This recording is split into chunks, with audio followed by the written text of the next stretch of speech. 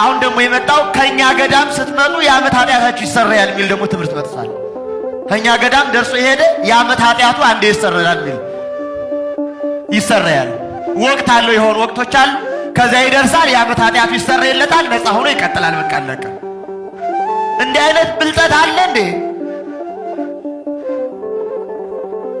አንዳንዴ ደግሞ ይቀጥልና ተሳላሚው ልብ በሉልኝ፣ የተሳለማችሁ ታውቃላችሁ።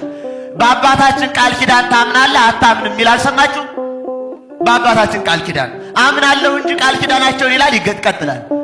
ሰው በሕይወት እያለ ቃል ኪዳን አለው ወይ? አለው ወይ?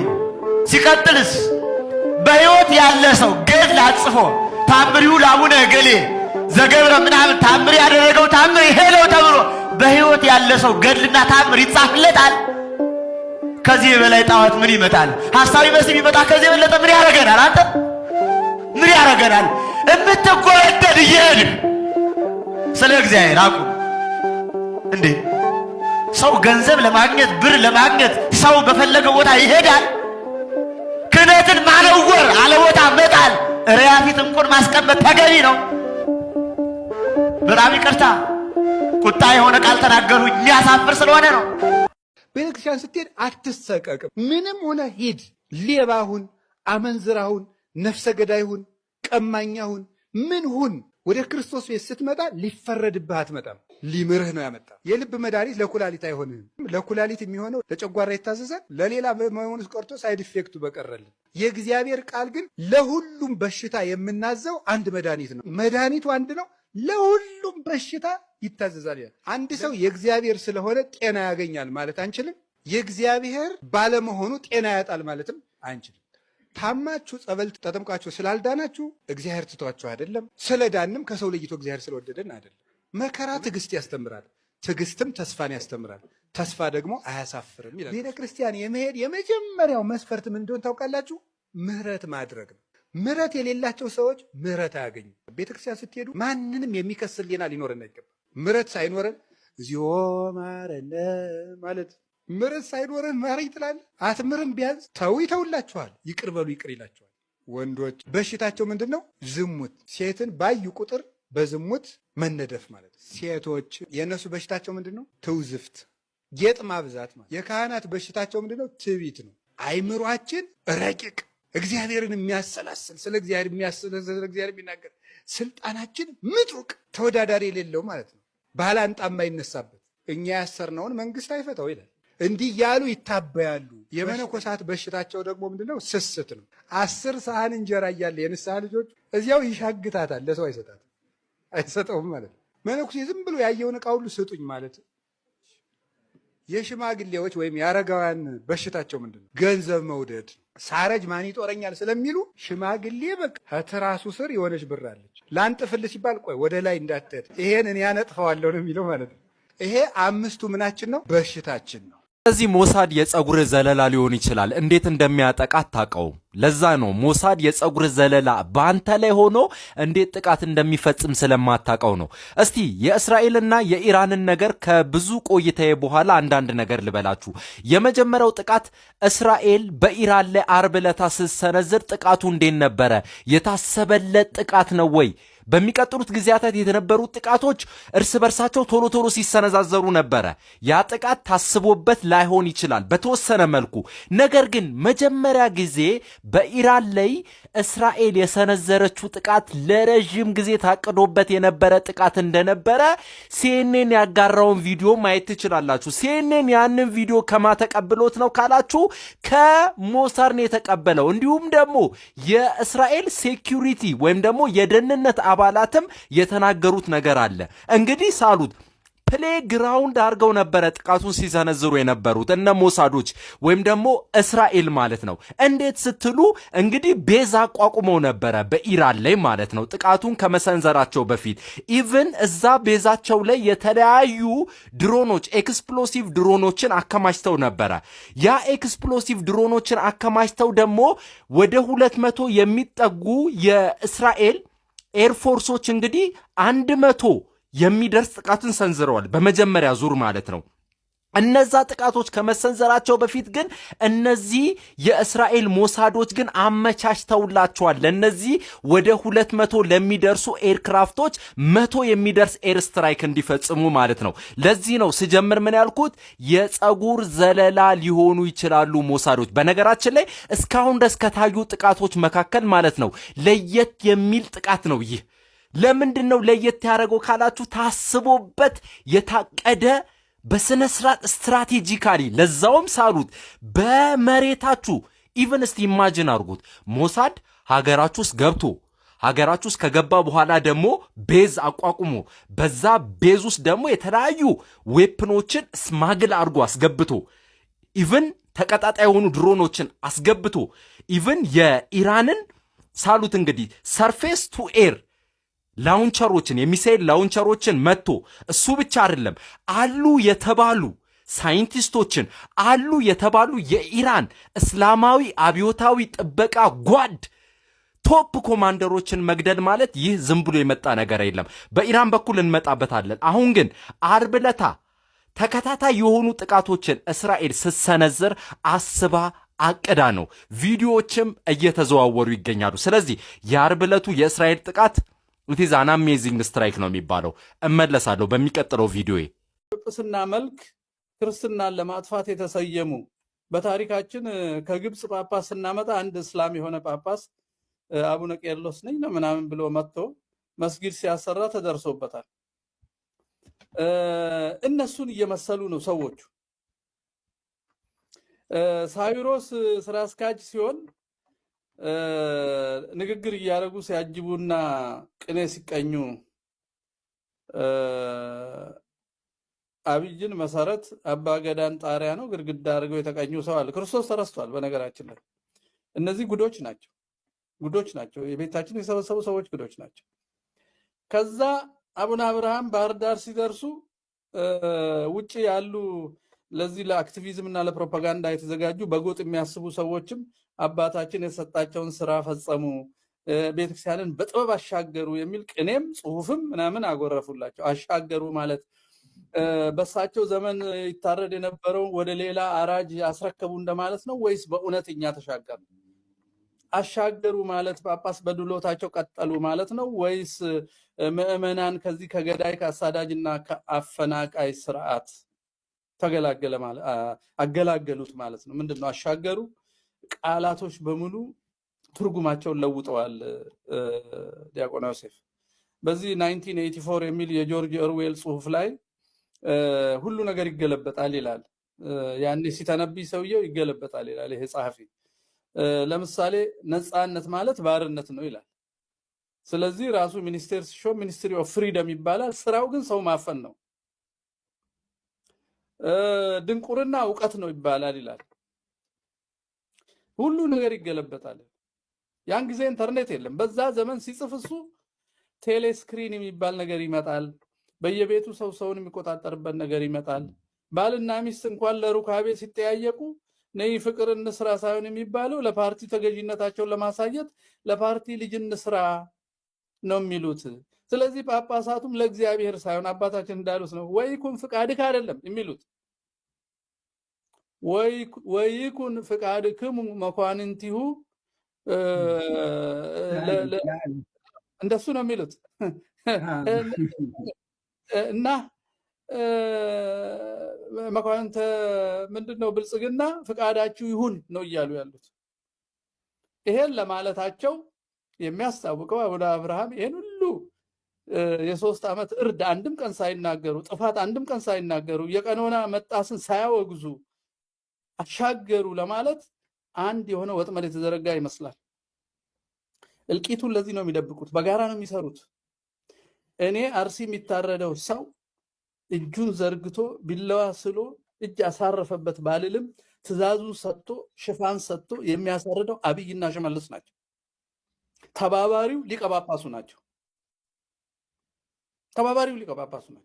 ይሄም በጅማም አይተናል። ጅማ በሻሻ ሰው ሲያልቅ ሊሙ ለገዳም የተሰጠ ቦታ መሰረት ሲፈልስ የዛ አካባቢ ሊቀ ጳጳስ አንድ ቀን አልተናገሩ። እነዚህ ሰዎች አሉበት ነው እልቂታችን ውስጥ አሉበት። እነዚህ ሰዎች እረኞች አይደሉም፣ ፈጽሞ አይደሉም። ከእናት ፓርቲ ያነሰ ሲኖዶስ፣ ከእናት ፓርቲ ያነሰ ጳጳስ ምንድን ነው? ፓርቲው እኮ የሰውን መብት በማስጠበቅ በሚያደርገው ጥረት የሰው ድጋፍ አግኝቶ ወደፊት መሪ ለመሆን የሚናገሩ ወንድም እህቶቻችን የተሰበሰቡበት ነው። ጵጵስናና ክህነት ግን ምድራዊ ስልጣን አይደለም። ልጆቻቸውን ጠብቀው ለሰማይ ለማብቃትን እነሱም በዛ በስንፍና እንዳይጠየቁ ሰው ለማትረፍ የተሰየሙ ሰዎች ነበሩ። ራሳቸውን አትርፈው አሻግረናቸዋል የሚል ህሊና ቢስ ከስብሐት ነጋና ከሱ ጋር ከተሰበሰቡት አይን አውጣዎች ለምሳሌ እንደ ጀዋር አልጸጸትም የሚል መጽሐፍ አሳትሞ አልጸጸትም ሰው እኮ ባይጸጸት እንኳን ቢያንስ አልጸጸትም ብሎ አይጽፍም። ህሊናው ነው የሚመሰክርበት። ከትዕቢቱ የተነሳ አልጸጸትም የሚል መጽሐፍ ያሳተመን ሰው እና በመንጫ በሉት ቀና ያለውን ሰው እያለ ሲያስተምር የኖረውን ሰው በአንድ አረፍተ ነገር የፌስቡክ 86 ኦርቶዶክስ በአንድ ሌሊት ያሳረደ ስለ ኢትዮጵያ ሰላምና እንወያይ ብለው የተሰበሰቡ ሰዎች ከነሱ ጋር ተደምረው ደግሞ መልክ ሊሰጧቸው የመኮሩ የህልውና ታጋዮች እኔ ግራ ነው የሚገቡኝ። ምን እየተሰራ እንደሆነ አይገባኝ። ስለዚህ ጳጳሳቱ ያሉት የለንም ካሉ ወጥተው ያውግዙት። የሚያወግዙት ደግሞ ለመጠፋፋታችን ምክንያት የሆነውን የዘር ፖለቲካ ነው። የሚያወግዙት ደግሞ በጥምቀት ክርስቶስ አንድ ያደረጋቸው ልጆች በቋንቋ በሰፈር የከፈለውን ስርዓት ህገ መንግስትና መዋቅር ነው። ይሄን ሳያረጉ ቤተ መንግስት እየጎበኙ ሰላጣ እያዩ እየተመለሱ መግለጫ እየሰጡ ፎቶ እየተነሱ የገላን መናፈሻ ያምራል ንጹህ ቦታ እየተማሩ ነው እያሉ እየቀለዱ ግራኝ ቅዱስ ነው ከሚል ከዳንኤል ክብረት መመሪያ እየተቀበሉ ፋኖን ክፈልልን ከመንግስት አቀበ የጎጃም ፋኖን ከሌላ ፋኖ ነጥለህ አምጣ ተብሎ ተልኮ የተሰጠውን ጳጳስ ሁሉ በአጀብ ተክለሰውነት ለመገንባት የሚራወጥ ስርዓት ጋራ የሚሰራ ሲኖዶስ ምንድነው? የሚያሳዝነው የጀጁ ቤተ ክህነት አባት መቼስ መሄጃ ስለሌላቸው ድረሱልን፣ ጥበቃ ስጡን፣ ሰው አለቀ አሉ። ማን ነው የሚጠብቃቸው? ጠባቂ እኮ አብይ አህመድ ነው። አብይ አህመድ ተናግሯል። ቤተክርስቲያን ገና ይቃጥላል። እኔ ሚኒሻ አይደለሁም፣ የልጃቸውን ሞት እኔ አልጠብቅም፣ አይመለከተኝም፣ እኔ ጠቅላይ ሚኒስትር ነኝ፣ የራሴን ስራ እየሰራው ነው አለ። እሺ ምን ትሰራለህ ሲሉት መናፈሻና ቤተ መንግስት። ሰው አያገባኝም፣ ችግኝ ይበልጥብኛል። ለዚህ ነው ጥበቃ አድርግልን ብለው ደብዳቤ የሚጽፉት ግራ ቢገባቸው። ጥበቃ የሚያደርገው ሽመልስ እያጸዳን ነው ያለ ሰው ነው። አማሪ ዱአ ጅራ አማሪ ዱአ ዱፌ ጅራ ቋንቋውን ሳይቀር ነው የሚጠላው፣ ፊደሉን ሳይቀር የሚጠላን ሰውዬ ጠብቀኝ። እኔ እሱ ሲገርመኝ ሰሞኑ ያስደነገጠኝ ቄሲስ አልሰሙም ይሆናል። በሶሻል ሚዲያ በጣም አስደንጋጭ ነገር፣ ለቄሲስ መርዶ ነው፣ ለብዙ ሰው መርዶ ነው። አሁን የምናገረው የአማራ ህልውና ትግል ውስጥ ጸረ ኦርቶዶክስ ህዋስ ተክለዋል። ምን ብለው መወያየት ጀምረው በዝግ ማህበራዊ ሚዲያ ሰለሞናዊ ትርክት፣ ኦርቶዶክስ የሚባል ሃይማኖት አሮጌ ትርክት ለትግላችን ጠላት ነው የሚሉ ገንዘብ ተከፍሏቸው ይሁን ከምዕራባውያን ጋር ተመካከረው ይሁን የማይታወቁ የክሲንጀር ዲቃሎች ይመስላሉ። በብዕር ስማቸው በየሚዲያው ወጥተዋል። ምናልባት አቡነ አብርሃም የዚህ ሴል አካል ሊሆኑ ይችላሉ። ለዚህ ነው አቀባበል የተደረገላቸው። 3 ዓመት እርድ አንድም ቀን ሳያወግዙ ነው የሄዱት። ለሌላ አሳራጅ ደግሞ አስረክበው አብረው ይሰራሉ። እና ከእናት ፓርቲ ያነሰ ሲኖዶስ ምንድን ነው? አሁን ምን እያደረጉ እንደሆነ ልንገርህ ወዳጅ። እንደዚህ አይነት እውነት እንዳይነገር እንዴት ተናጋሪዎችን ከፋፍለን እናውግዝ እያሉ እያሴሩ ነው። መስራት እውነትን መምታት። በርባንን አስፈትተው ክርስቶስን ያሰቀለው የይሁዳው ሊቃውንትና ፈሪሳውያን በምንድን ነው የሚለዩት? እነዚህ ሰዎች በልብሳቸውና በያዙት መስቀል። የተመሳቀለ ነገር ሁሉ እኮ መስቀል አይደለም። የግራውም ወንበዴ እኮ በተመሳቀለ ነገር ላይ ነው የሰቀለው። እውነተኛው መስቀል እኮ የክርስቶስ ነው፣ የሚያድነውም የክርስቶስ ነው። እሱም ቅርጹ ብቻ አይደለም፣ ደሙ የፈሰሰበትን ደሙን ያፈሰሰውን አምላክ የመምሰል ተጋድሎ ነው መስቀልም መስቀል የሚያሰኘው። ቅርጹን ይዞ የእሱን ተቃራኒ መኖር ምን አይነት ጉድ ነው? መስቀል ያልያዘው እናት ፓርቲ ብለጣቸው እንዴ! እና ግራ የገባው ሁኔታ ውስጥ ነው ያለነው። ለአርሲ ክርስቲያን ድረሱልኝ ሳይሆን ራሴን እንዴት ላድን ነው ውይይቱ መሆን ያለበት። የሚደርስለት ሰው የለም። ለቤኒሻንጉል ክርስቲያን የሚደርስለት ሰው የለም። ስለዚህ አሁን ልክ እንደ አማራ ፋኖ ኢትዮጵያዊ ፋኖ ነው መፈጠር ያለበት በሁሉም ክፍለ ሀገር። ከነዚህ አውሬዎች ምንድንበት ከቤተ መንግስቱና ከቤተ ክህነት ገዳይ እና በእውነት ወይኩን ፈቃድ ይሁን የሚለው ቀርቶ ፍቃዳችሁ ይሁን፣ ባለስልጣኖች ፍቃዳችሁ ይሁን። ለምን እንደሆነ ታውቃለህ? ሁሉም ሰው ፖስታ አለው መዝገብ። አንድ ጊዜ የቤተ ክህነት አባቶች በጣም ጀግንነት ተሰማቸውና በአቡነ ጳውሎስ ጊዜ ሰብሰብ ብለው በአቡነ ጳውሎስ ኔትወርክና በወያኔ የሚሰራውን ለመቃወም ሞከሩ። ያን የሞከሩ ጊዜ ምን ተደረገ? ከጌታቸው አሰፋ በተሰበሰበ በእያንዳንዱ ጳጳስ ከህፃንነቱ እስከ ዛሬ ያለው ህይወቱ ተመዝግቦ በግሉ የወደቀበት የሰነፈበት፣ አንዳንዱ ደግሞ አይን አውጣው ነው ከዓለማዊና ያነሰበት ህይወት ስላለው እሱም መዝግበው በፖስታ እያደረጉ ለእያንዳንዱ ሰጡት። ነገ ብትናገር ጉባኤ ላይ ይሄንን ለህዝብ እንነግራለን አሉት። ያን ፖስታ ያንን መዝገብ ያጡበትን ሌሊት ሄደው ሲያስፈራሩ ሲደበድቡ በር ሲሰብሩ አደሩ። ለጊዜው መረጃ ያላገኙበትን ሰው ዝም አሉ። እነሱም ያችን እድሜያቸውን ቀጠሉበት። ያንኑ መዝገብ አድሰው በነ ዳንኤል መሪነት አሁን ያሉትን ጠርተው ይሄን ለመመናን እንሰጣለን ዋ ያሏቸው ይመስላል። ስናፈናቅል ከተናገራችሁ፣ ስንከፋፍላችሁ ከተናገራችሁ ይሄንን ለመመናን እናሳያለን ያሏቸው ይመስላል። ትንሿን ነገር እውነት ለመናገር ፈቃደኛ አይደሉም።